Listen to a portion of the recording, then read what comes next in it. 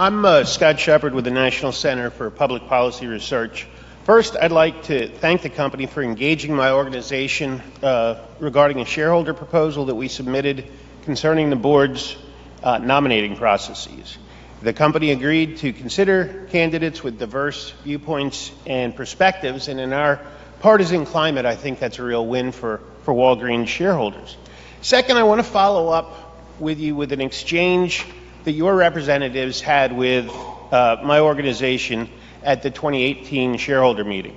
At that meeting, a colleague of mine pointed out that Walgreens was then contributing to organizations such as UnidosUS, formerly Raza, and the League of United Latin American Citizens, or LULAC, which spent significant amounts of money lobbying for sanctuary city policies that push state and municipal jurisdictions to flout federal immigration law in favor of illegal immigrants who have committed crimes.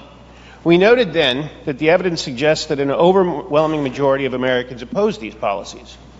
Your response, I believe by Community Affairs VP Chuck Greener, was that Walgreens would review its donations with these concerns in mind. Since then, concerns about illegal immigration policy have not abated, while use of sanctuary jurisdiction strategy has expanded beyond just the illegal immigration realm. With all of that in consideration, has Walgreens, as promised, reviewed its donations and its donation policy? If so, what was the result of that review? Does Walgreens still support organizations that lobby for cities to violate federal law in order to prevent deportation of illegal aliens who have committed crimes? If not, then please accept our congratulations and kudos on making a wise policy choice. But if so, what is the company's justification for continuing to run reputational risk in order to support violation of federal law while taking a deeply partisan and highly unpopular political stance? Well, thank you very much for your question. And Chuck Greener is actually here today. Chuck, our donations are reviewed on a very regular basis, and we understand this issue was communicated in 2018, and now, Chuck, what's up? No, I'd be more than happy to talk, and afterwards spend some time going through our review.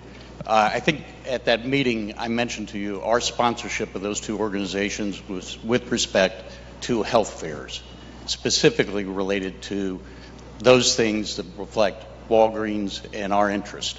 And those are the types of things that we're going to continue to do.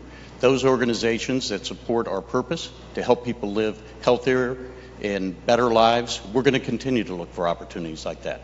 We'll also go back through and review those organizations, other policies they may take, but we will make certain that if we do support them, they support our purpose.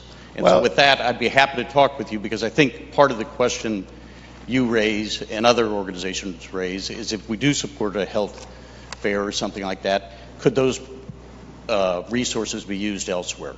We specifically designate that they cannot be used elsewhere.